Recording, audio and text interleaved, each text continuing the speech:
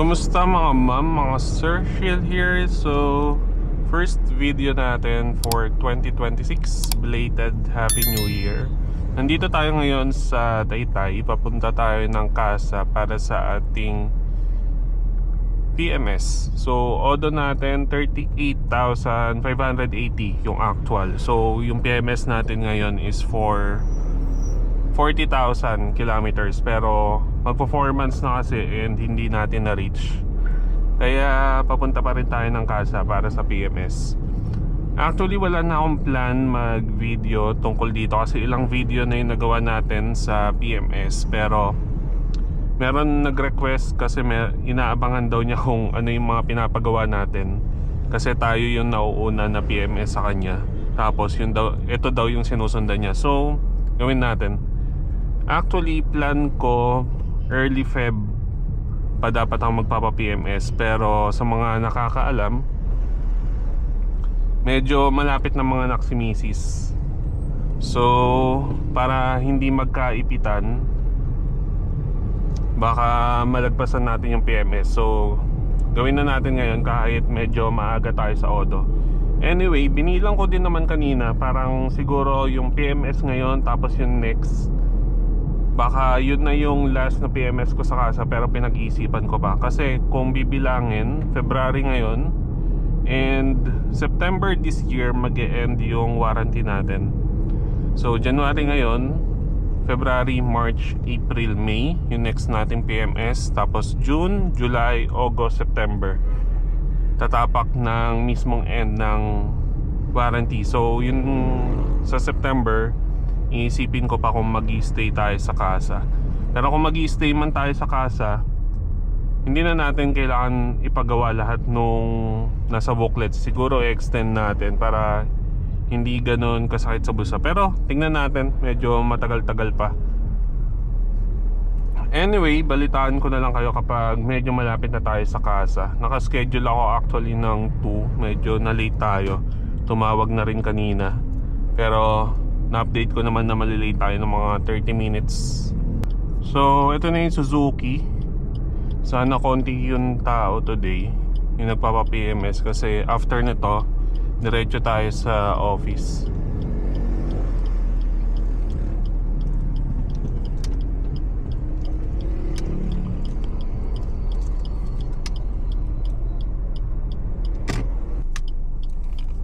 Uy, dami nakapark.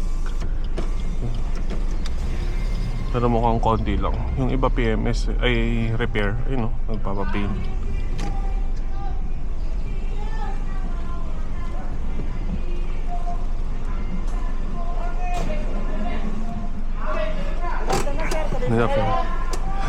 Iwan ko na lang po susi.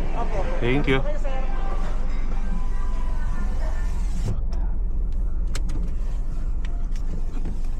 Ano kaya problema nitong espresso? Aircon yung tinitingnan, no?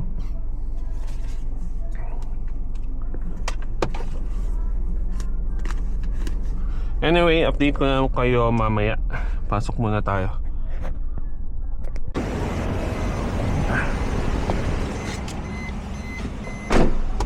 Ay. So, okay na tayo. Pause yung aircon.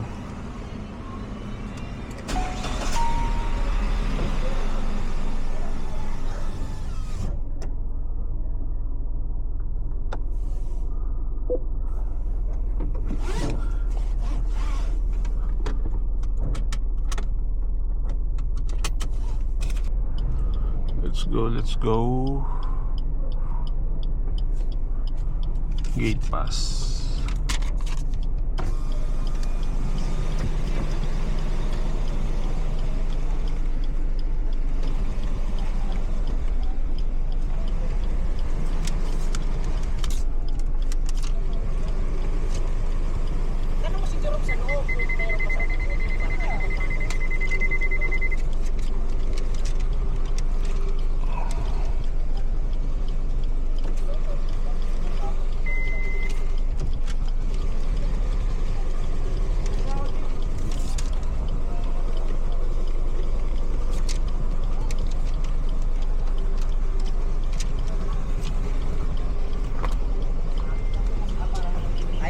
Thank you. Salamat.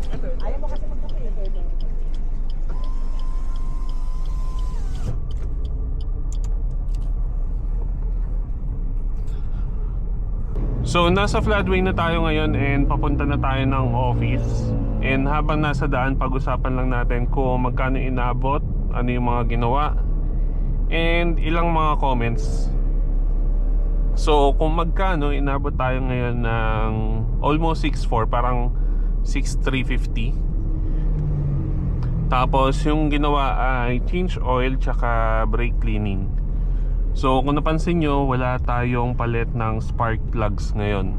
Actually nag-expect ako ngayon na magpapalit ng spark plugs, kasi nung 30,000 na PMS natin, 30,000 kilometers, hindi tayo nagpalit ng spark plugs nun. Tapos ang napag-usapan namin noon before ay gagawin na lang pag 40,000 kilometers na PMS, which is ngayon. Pero yung service advisor na mismo nagsuggest na wag na lang muna gawin, si Sir IC. So yun yung maganda dito sa Suzuki Auto Taytay, medyo maluwag sila. Kasi kung magiging strict yung kasa sa service booklet na galing mismo sa Suzuki, every 10,000 talaga ang palit ng spark plugs. PMS yun ha. So alam naman natin ang spark plugs, medyo mahaba ang buhay niyan. Yung mga normal na spark plugs minsan 50,000 kilometers. Pero yung PMS kasi preventive, so hindi pa sira, papalitan na. And yun nga, sa service booklet 10,000 kilometers, pero dito sa Suzuki Auto Taytay medyo maluwag. So hindi rin pinalitan today yung spark plug natin.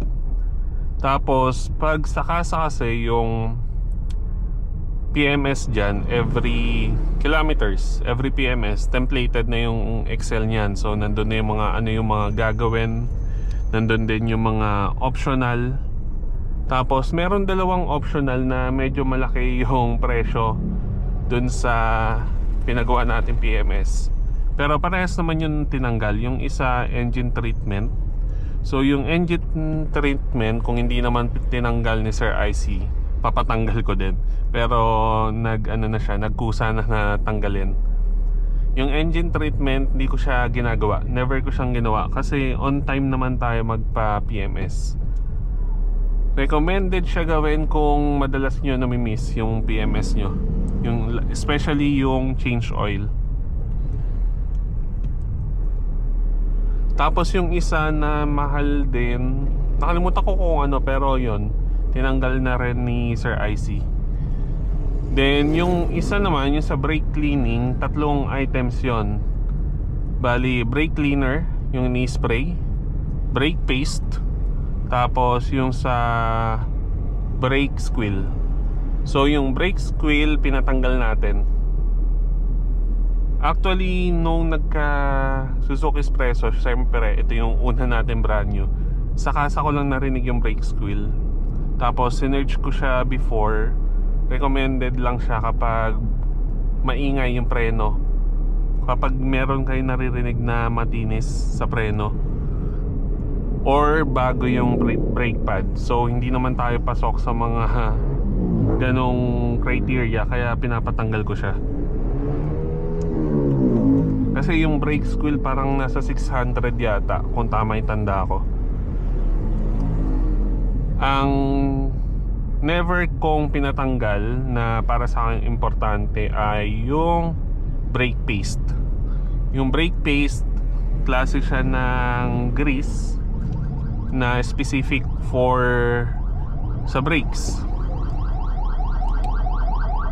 Actually, ginagamit ko rin siya before sa Starex namin before.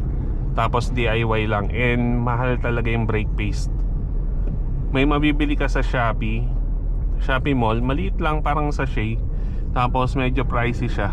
Parang ganito lang yata yung sachet nun. So ginagamit siya sa mga caliper pins para smooth yung paggalaw nung caliper.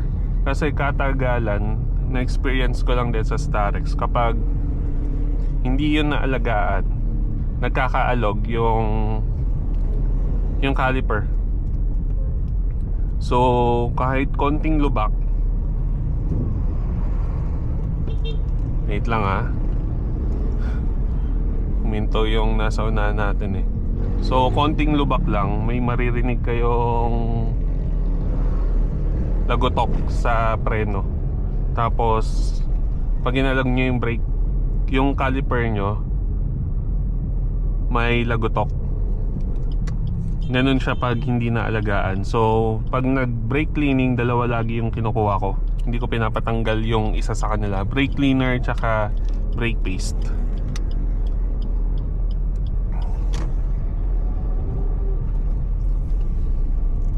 Tapos isa ko pa pala na pinagawa, normally pinapagawa ko to kapag may brake cleaning na kasama, is yung pinagpapalit ko yung gulong. Kumbaga yung nasa harap pinapalagay ko sa likod, yung nasa likod pinapalipat ko sa harap para magpantay yung pudpud nila. And maganda dito sa Suzuki Auto Taytay, glass lang yung pagitan ng service area tsaka ng customer lounge. So kita mo yung mga ginagawa. Kasi yung iba yung concern, hindi nila nakikita yung unit, so hindi nila alam kung nilalagay ba talaga or ginagamit sa sasakyan yung mga nasa bill nila. Yung dito kita mo lahat. Kita yung pagbuga ng hangin sa air filter, sa cabin filter. Tapos parang hindi ko sure, pero feeling ko sa ano yun, yung cap ng brake fluid parang tinanggal tapos nilinis din. Ayun, yung mga ganong mga details nakikita mong ginagawa. Tapos yung sa battery pala natin, tinest ulit siya and lumabas ulit dun sa test na for replacement na siya. So lumabas na rin siya sa previous PMS natin, pero hanggang ngayon hindi pa natin siya pinapalitan kasi okay pa naman yung start niya, lalo kapag umaga.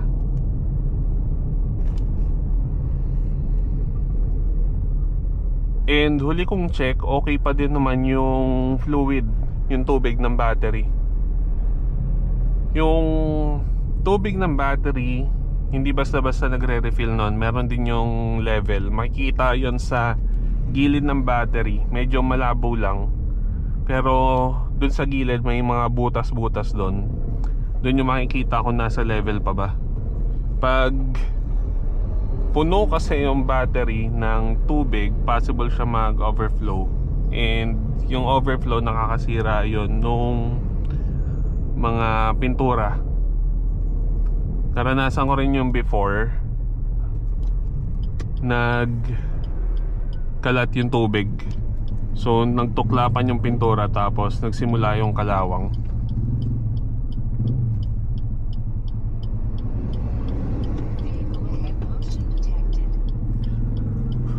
So yun, di ko sure kung meron ako na miss. Kung meron kayong question, lagay nyo na sa comment, then try natin sagutin kung alam natin.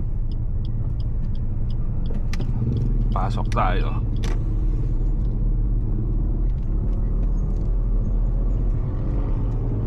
So yun lang mga ma'am, mga sir. Thank you sa panonood. See you sa next video. Drive safe and peace.